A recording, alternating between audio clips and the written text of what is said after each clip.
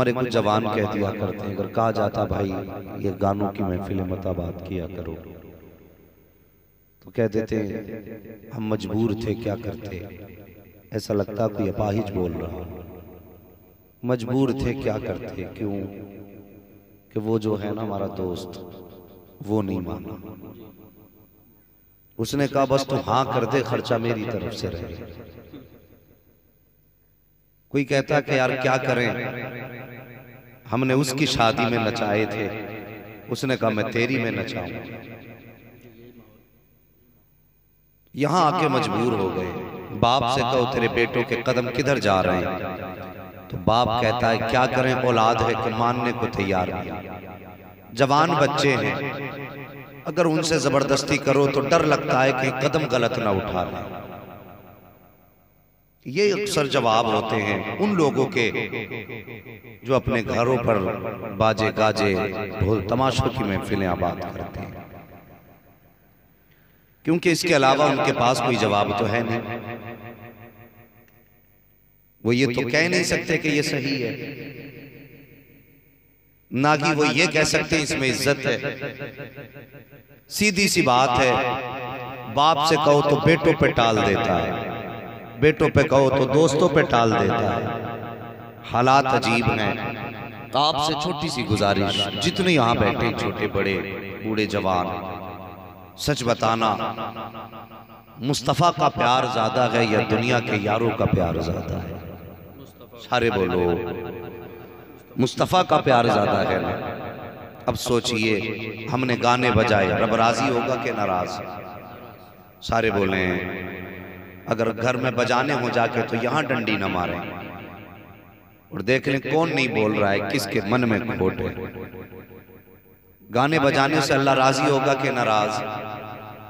नाराज होगा। मैं समझता हूं जितने इस महफिल में बैठे हैं यकीनन नबी से प्यार करने वाले हैं, वरना यहां आते ही नहीं। अल्लाह नाराज होता है गाने बजाने से। अब गौर करें, हमने अपने उस यार के लिए रब को नाराज कर दिया जिसकी यारी चंद सांसों की। हमने उसको मनाने के लिए रब को नाराज कर दिया जिसका साथ हमारे साथ कुछ लम्हों का है। एक दिन ऐसा भी आना है रूह बदन से निकलेगी। किसी को इनकार है मरने से? है कोई बंदा जिसे मरने से इनकार हो कि उसे मौत नहीं आएगी? सब जानते हैं मरना है। जिनके लिए हमने अपने रब को नाराज किया, उनकी यारी को कभी देखो। रूह निकली, बदन अकड़ने लगा, लोगों ने पैर पकड़ के सीधे किए, अंगूठे बांधे गए, हाथ पकड़ के सीधे किए गए, मुंह पे कपड़ा लपेटा गया। अकलमंद लोग कहने लगे मुंह पे कपड़ा लपेट दो वरना मुंह खुला रह जाएगा। पैरों के अंगूठे बंधे गए, मुंह पे कपड़ा बांधा गया। मैं गुजारिश करता हूं आपसे, बस तवज्जो से इस बात को सुनना। अभी रूह बदन से निकली है, कुछ ही देर हुई है कि रूह ने बदन का साथ छोड़ा है। और वो यार जो कहा करते थे तेरे बगैर महफिलें अच्छी नहीं लगती, तेरे बगैर बैठक में दिल नहीं लगता,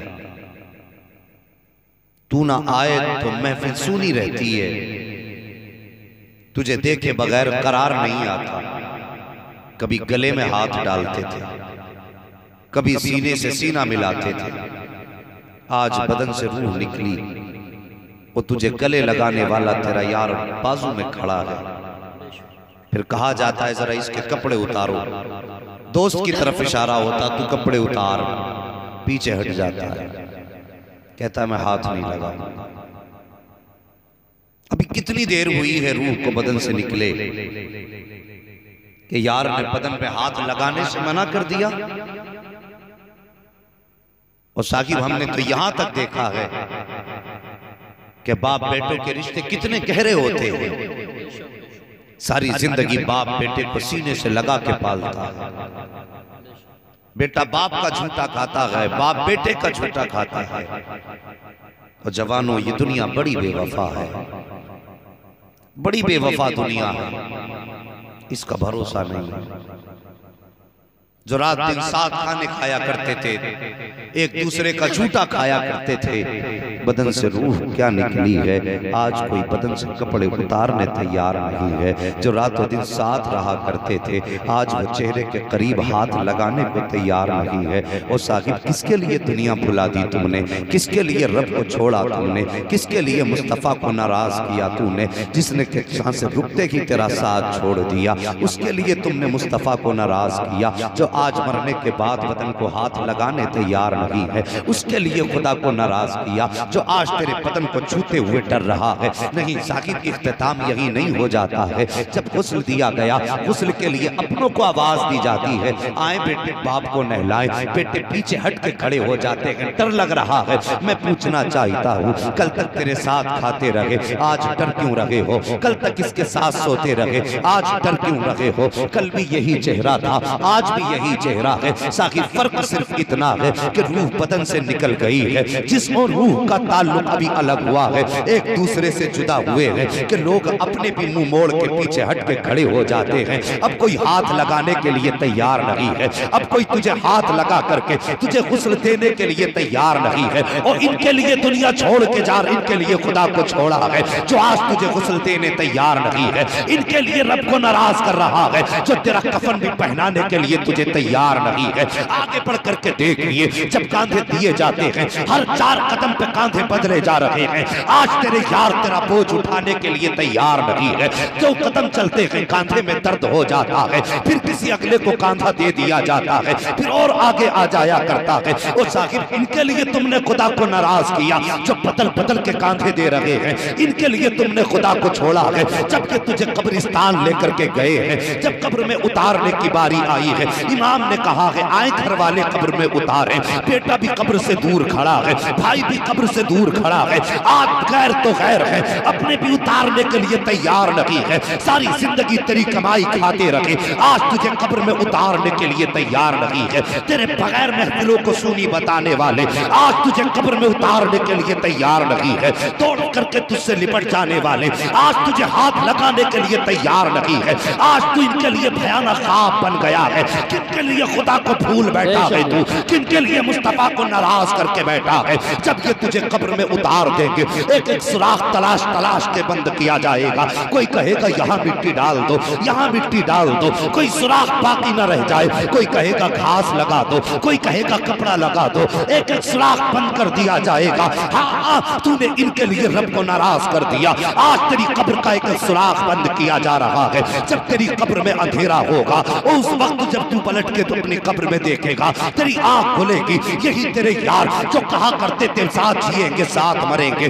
जिन्होंने साथ जीने मरने की कस्में खाई थी, अब ये तुझे दफना करके पलट रहे हैं। तो तेरी कब्र को देखने के लिए तैयार नहीं है, इतनी तेजी के साथ चल रहे हैं। कोई कहता है धूप ज्यादा है, कोई कहता है सर्दी ज्यादा है, कोई कहता है भूख लगी है, कोई कहता है प्यास लगी है। कहां गई तेरी यारियां जो तेरे बगैर जीने तैयार ना थे? आज तूफानी के सामने तेरी कब्र पर ठहरने तैयार नहीं है। आज उनको भूख प्यारी हो गई है, आज उनको प्यास प्यारी हो गई है। आज वो तेरे लिए धूप में ठहरने तैयार नहीं है। अब आके देख, आगे बढ़ करके तूने किसको नाराज किया है? और तेरी सारी यारियां जाकर के कब्र पे जाकर के खत्म हो जाती है। जब तुझे कब्र में उतारा जाएगा, कब्र में अंधेरा होगा, चेहरे से कफन हटाया जाएगा और तू अंधेरे में डर महसूस करेगा। तूने जिसको नाराज किया है, और खुदा की कसम खा के कहता हूँ, तेरी कब्र में सबसे पहले फकी आएगा और आने के बाद तुझे सीने से लगा के तेरे डर को अपने कदमों से दूर करवाएगा। नारे तकबीर, नारे रिसालत,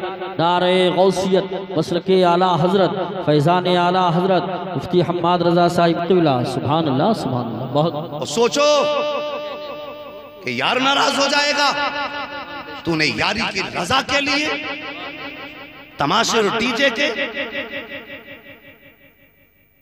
महफिलें आबाद कर डाली। और बात अगर सिर्फ डीजे पे हो जाती, खत्म हो जाती तो कुछ खैर थी। जानते हो जवानों, तुम हमसे ज्यादा बेहतर जानते हो, गाने इतने बदतमीज बजते हैं कि सुनो तो कानों पे हाथ रख जाए आदमी। और मुझे बता, जहां गाने बजते हैं वहां बेटियां नहीं होती हैं? होती हैं कि नहीं बेटियां? जहां गाने बजते हैं वहां बेटियां होती हैं, बहनें भी होती हैं। आज हमारी बेगैरती देखो, बाप भी वहीं खड़े होकर के नाच देख रहा है, बेटी भी वहीं खड़ी है। शर्म नहीं आती हमें?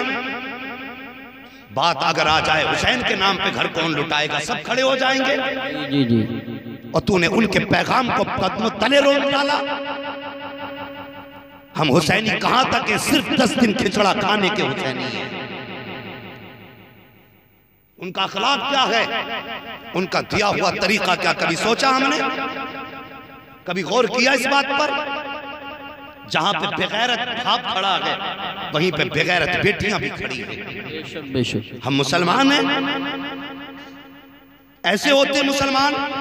अल्लाह अकबर। आओ, मेरे नबी ने तेरी मेरी नजर को हया अता की थी। आज तेरे सामने बेगैरत बेटी खड़ी है और वो उसी बेगैरती के साथ नाच देख रही है। और तुझे तो बहन की इज्जत का रखवाला बनाया गया था, तुझे तो बेटी की आबरू का मुहाफिज बनाया गया था। आज हम बेटियों को ऐसे लिबास ला के देते हैं कि बेटियों को पहनते हुए शर्म नहीं आती है, देखने वालों को देख करके हया आ जाया करती है। और मेहरबानी करो, गुलामी रसूल में मौत भी कबूल है, ये नारे बाद में लगाना। साहिब पहले किरदार बेहतर कर लो। हमारी नजरों को मुस्तफा ने हया का तोहफा दिया था, आज हया कहाँ चली गई हमारी? कैसी हया थी हमारी? और मैं बड़ी जिंदा दिली के साथ और बड़ी जुर्रत के साथ की बात कहना चाहता हूँ। आज बेटियां भी बेगैरती के साथ नाच देख रही हैं, बाप भी वहीं पे है, भाई भी वहीं पर है। हया नहीं आती? डूब के नहीं मर जाते हम? खुदा की कसम, मुसलमानों की गैरत ये नहीं थी। उठाओ इस्लाम की तारीख, यही भारत की सरजमीन है। इसी सरजमीन पे, सिंध की जमीन पर, एक अरब की शहजादी को कैदी बनाया गया। अल्लाह अकबर। उस वक्त के गैर मुस्लिम राजा ने उस बेटी को कैदी बनाया और वो दौर किसी और का ना था बल्कि हज्जाज बिन यूसुफ का दौर था। उस दौर में इस्लाम की शहजादी को जब कैद खाने में डाला गया, उंदुलुस की जमीन पर जब कैदी बना करके उस बच्ची को कैद में डाला गया, बच्ची ने एक खत लिखा था। उस वक्त लिखा था हज्जाज बिन यूसुफ के नाम खत, और उसने वो खत अपने खून से लिखा था। और उस खत के अंदर लिखा था, हज्जाज बिन यूसुफ, तू अपने महल के अंदर आराम की नींद सो रहा है। याद रख, अगर इस बेटी की आबरू 7 समंदर पार छीन ली गई तो कयामत के दिन मेरा हाथ होगा, तेरा गरेबान होगा, पकड़ के खुदा की बारगाह मिला के कहूंगी, ए अल्लाह, ये अपनी सल्तनत की गद्दी पे आराम से सोता रहा और मेरी आबरू 7 समंदर पार छीनती रही। ये इसने बच्ची ने खत लिखा। जैसे खत हज्जाज बिन यूसुफ के पास पहुंचा था, आओ तो मैं बताना चाहता हूँ मुसलमान कौन होते हैं और गैरत ईमानी क्या हुआ करती है। 7 समंदर पार हज्जाज बिन यूसुफ के पास बच्ची का खत पहुंचा है। उसने खत को देखा, देख करके परेशान था, अभी परेशानी के आलम में बैठा था कि अचानक सामने से 18 साला जवान, मोहम्मद बिन कासिम नाम है, रिश्ते में भतीजा लगता है हज्जाज बिन यूसुफ का। चचा के माथे पे बेकरारी देखी, कहा चचा बात क्या है? उसने कहा बेटे ये खत 7 समंदर पार से आया है और इस्लाम की शहजादी का खत है। जैसे उसने पढ़ा है, अल्लाह अकबर, आंख में आंसू आ जाते हैं। 18 साल के जवान ने कहा था चचा बताइए तो सही, तुमने क्या फैसला किया है? हज्जाज बिन यूसुफ ने कहा था बेटे सारी फौजें अपने महाज पर है, मेरे पास सिपाही भी नहीं है, फौजी भी नहीं है, कैसे बचाऊं उस बेटी को? मोहम्मद बिन कासिम ने कहा था चचा अगर बचाने में ताखीर हो गई तो बेटी की आबरू लुट जाएगी। जैसे इतनी बात मोहम्मद बिन कासिम ने कही थी, चचा ने कहा था बेटे हम कर भी क्या सकते हैं। जैसे इतनी बात चचा ने कहा हम कर भी क्या सकते हैं, तब मोहम्मद बिन कासिम ने कहा था चचा या तो खुद जाओ बेटी को बचाने के लिए, वरना मुझे इजाजत दो, मैं 7 समंदर पार जाकर के बेटी की आबरू बचा करके लाऊंगा। हज्जाज बिन यूसुफ ने कहा था मोहम्मद बिन कासिम अपनी उम्र देख और अपने फैसले देख, 18 साल उम्र है तेरी, फासला 7 समंदर का है, वहां लाखों की तादाद में फौज होगी, बेटे को कैसे बचा के लाएगा? मोहम्मद बिन कासिम ने कहा था चचा फैसला कर, या तो तू जाएगा या मैं जाऊंगा। जैसे इतनी बात मोहम्मद बिन कासिम ने कही थी, हज्जाज बिन सल्तान यूसुफ ने कहा था कासिम तुम्हारी मर्जी है जो चाहो करो। मोहम्मद बिन कासिम उठे हैं हज्जाज के दरबार से सीधे जामा मस्जिद में आए हैं। जुमे का दिन था। नमाज से पहले कहते हैं लोगों ठहर जाना, नमाज के बाद कुछ बात करनी है। आज अगर हमारी मस्जिद से ऐलान कर दिया जाए ठहर जाना कुछ बात करनी है तो जितने अमीर होते हैं पहले जूते उठा के निकल जाया करते हैं, दरवाजे पर पहना भी नहीं करते हैं। कहीं मौलवी सीमेंट की बोरी ना मांग ले, कहीं मुझसे मस्जिद के लिए सरिया ना मांग लिया जाए, कहीं मुझसे काम के लिए सामान ना मांग लिया जाए। अल्लाह अकबर, हम दौलत छुपाया करते हैं। और वो कैसे आशिक थे मेरे मुस्तफा के। मोहम्मद बिन कासिम ने कहा था ओ लोगों ठहर जाना, नमाज के बाद कुछ बात करनी है। इतनी बात कहने की देर थी, सारे लोग नमाज पढ़ करके मस्जिद में ठहर जाते हैं। हाँ साहिब, सिर्फ बच्चे की मस्जिद में नहीं थे बल्कि जवान भी बैठे हैं, बूढ़े भी बैठे हैं। तारीख में लिखा है एक बच्चा भी मस्जिद से बाहर नहीं गया था और सब मोहम्मद बिन कासिम का इंतजार कर रहे थे। किस लिए रोका गया है? नमाज मुकम्मल हुई है और ये 18 साल का जवान मिंबर पे आके खड़ा हुआ है और खड़े होने के बाद अपना खत निकाला है। निकालने के बाद जैसे पढ़ना शुरू किया है अल्लाह अकबर, पूरी मस्जिद के अंदर कोई आंख ऐसी न थी जो बरस न रही थी, कोई चेहरा ऐसा ना था जो आंसुओं से डरना था। खत मुकम्मल हुआ है। उसके बाद मोहम्मद बिन कासिम ने कहा था ओ मेरे मुस्तफा का कलमा पढ़ने वालों, बस तुमसे एक बात पूछना चाहता हूँ। मैं 7 समंदर पार अपनी मुस्तफा की कलमा पढ़ने वाली शहजादी का बचाने के लिए 7 समंदर पार जाऊंगा। बताओ तुम मेरा साथ दोगे कि नहीं, मेरे साथ जाओगे कि नहीं? अल्लाह अकबर, इतना कहना था पूरी मस्जिद एक साथ गूंज जाती है और सबने कहा था